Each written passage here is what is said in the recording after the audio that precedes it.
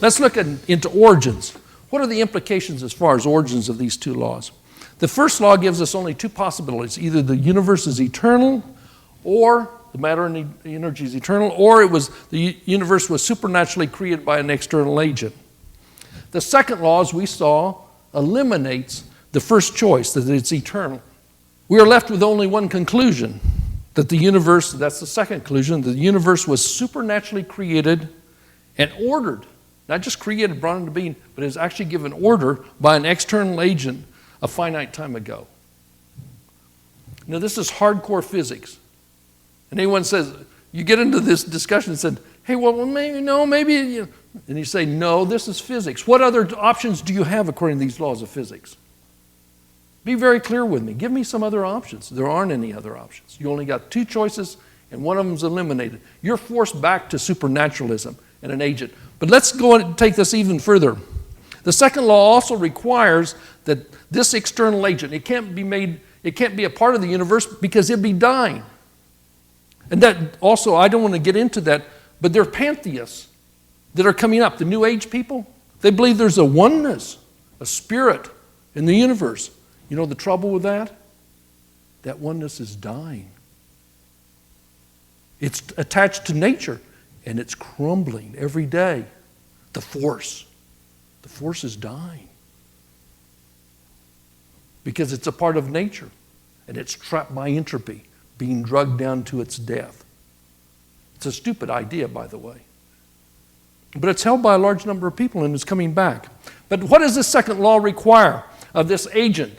One that brought the universe into being and took it down to gave it its order. The supernatural agent had to have more energy than the universe to provide order. In other words, to create a star like our sun, you have to take all the energy it's ever given off and bring it back together to bring it to its beginning point. That means that you have to have more energy than it gives off in all of its lifetime, the star. And if you do it just for one, it's the whole universe, all the stars, all the galaxies, 400 billion galaxies with 100 billion stars, you have to bring together. You have to have more energy than they will ever give off to do that. Secondly, the agent must be immaterial. The reason for this, it has to travel faster than the speed of light to reach every part of the universe in a short amount of time. This agent, traveling at Einstein's speed of light, can't start on this side of the universe and get over here at the center.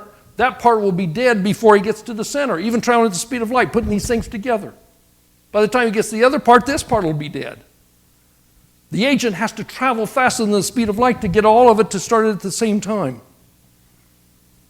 Or, they say the Big Bang is there at the Big Bang. I said the temperature's so high at your Big Bang hypothesis that no matter can exist either. So this agent cannot be made out of matter. Either it has to travel faster than the speed of light, which no matter can do, or it has to work in conditions that no matter can exist. It's too hot. So in any case, your supernatural agent can't be made out of matter. So you have an agent that's got more energy than the whole universe. You've got an agent that can't be made out of matter. And lastly, this is very from information theory, also driven from the second law. It says that any system that's built, the agent that builds it has to be more complex than the thing it builds. For instance, with DNA, the DNA to make a human has to be as complicated as a human, or it won't make a human. A watchmaker has to be smarter than his watch that he builds. I have to be smarter than the machines I build.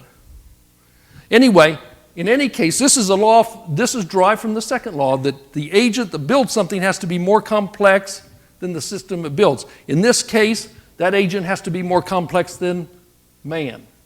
Man's the most complex part of the universe that we know. Some people believe in aliens, I do not. But in that case, he has to be more complex than an alien. So this agent has these three characteristics. More energy than the whole universe, just to order, not to bring it into being, just to order it. It has to be not made of matter, and thirdly, it has to be more complex than man. It can't be just a force. It has to have intelligence, will, emotions. The force will not satisfy these. The only agent that I know of supernatural agent with these characteristics is God. He's the only one that would fill these characteristics. These are all drawn from science, by the way. We're not talking about philosophy, religion, or anything else. It doesn't tell you when the beginning was. It doesn't tell you how it was done. It just tells you what the characteristics are of the agent that did it. And this is hard, cold science.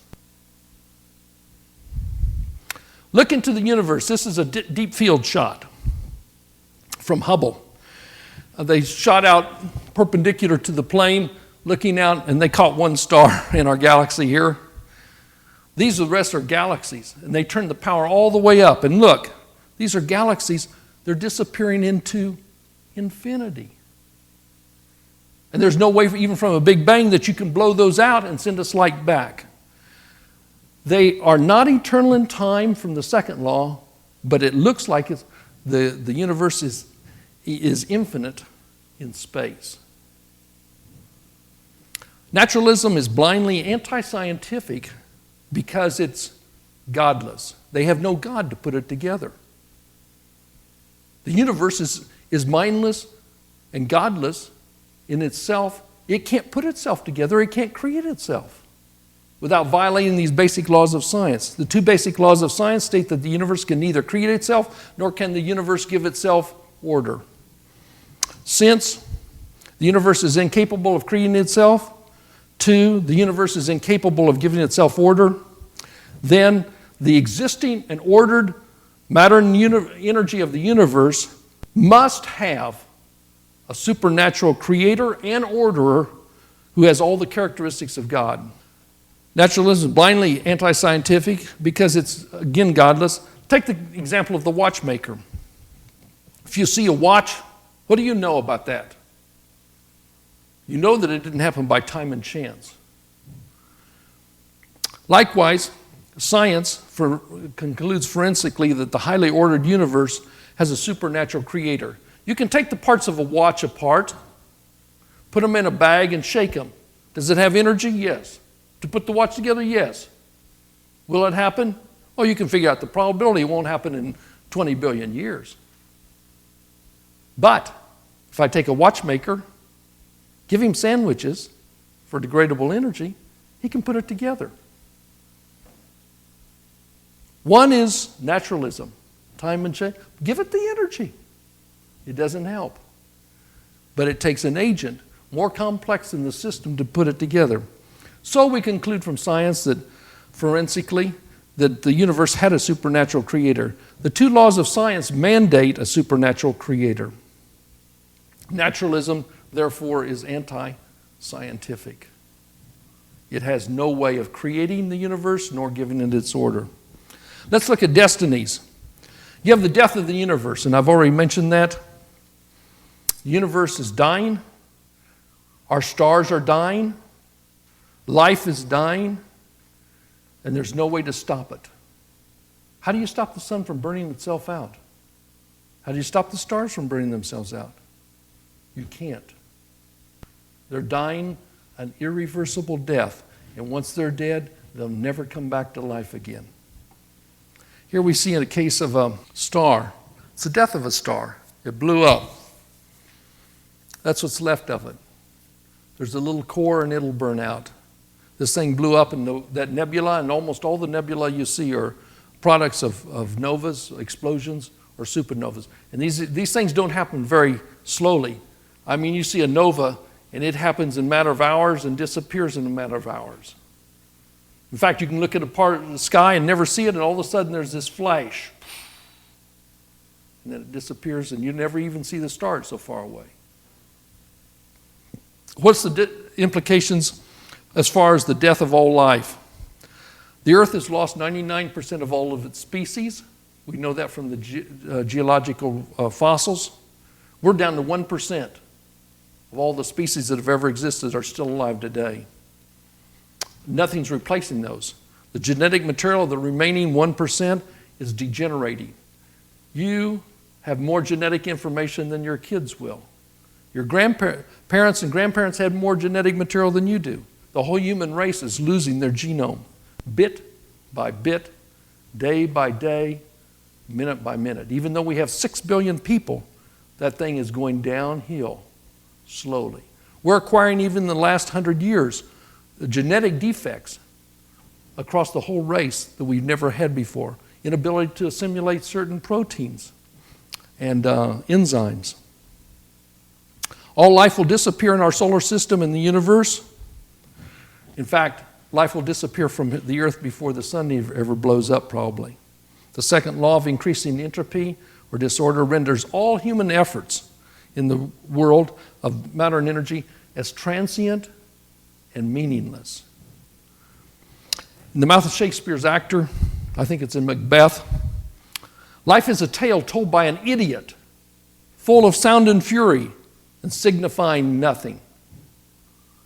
That's from a materialist point of view. Life in the universe, according to T.S. Eliot, ends not with a bang, but with a whimper. This is the reign of death in humans. It takes everyone down. There's only 2 in history that we know of that have ever survived, Enoch and Elijah.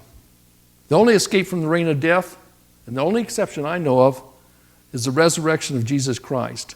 It's the only known permanent violation of the scientific law, the resurrection of Christ from the dead. The wages of sin is death, but the free gift of God is eternal life in Jesus Christ our Lord. But God demonstrates his love toward us in that while we were yet sinners, Christ died for us. God, in the person of Jesus Christ alone, is able to save us from death and ultimate despair. This is a picture. The creature needs his creator. Christ destroyed death, the penalty of sin. This is from Michelangelo's painting on the Sistine Chapel. It's of the creation of man, actually breathing into man life, the touch of the master. But I used it of the second birth. If you're tied to this life, even if you have life, you'll die. It takes a second birth. Let me tell you just one short story, and I think it may be repeating what I'd said before. I was invited to the University of Kansas, got a call, and it was from this gal said, well, I represent the University of Kansas Society for the Open-Minded Atheists and Agnostics. And I said, I thought it was a joke at first. And I said, well, what's the venue of this? And she said, well, come on, we're going to have a symposium and we're going to ask questions. And I said, well, who's going to moderate this? And he said, one of the School of Religion professors. And I thought, oh, yeah, this is really going to be good. And I said, well, who's going to be there on this panel? And he said, well, we'll have a neo-pagan, well, she said neo-pagan, a Wicca gal. There'll be a guy, a Muslim, yourself defending Christianity. There'll be a secular humanist who's an atheist, and there'll be a rabbi. And so we'll go through the questions. Finally, I knew this was going someplace. In the questions and answers, I said, I'm going to differentiate myself from most of these people. They're humanists. They believe that man's basically good and he's corrupted by society. I think that man's basically corrupt and he's corrupted society. It's the reverse. Finally, at the end, we came down to the last question. This one fellow stood up and says, I've got a question. I want each of you to defend on a rational basis what you believe. And I knew this was coming. And so this girl gives her, and then the Muslim gives him and his, and then it came to me, and I said, basically, I had a scientific education, and entropy was the most powerful law we had. And it destroys our clothing. It destroys our universe, and it's going to destroy all of us. I said, some of you young, beautiful girls, I said, you'll become less beautiful. You'll become ugly, and then you'll die. And all these guys were laughing. I said, don't laugh, guys. I said, look at yourselves. My father was an All-American football player up here at the university. And I said, we push him around in a wheelchair, but he doesn't have long for this world. And I said, some of you are real bright people.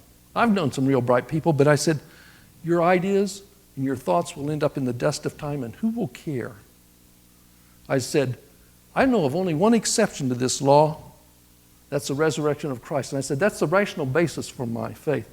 This agnostic, this atheist next to me, he's waiting just to tear us apart because there's no rational basis. And in the end, he just looked up and kind of said, he repeated everything. Yes, it's true that the universe is going to be consumed by this, and entropy is the law, and it's going to eat up all of us. He says, but somehow, we have to live in courage and have courage in the light of that. And that's all he had to say.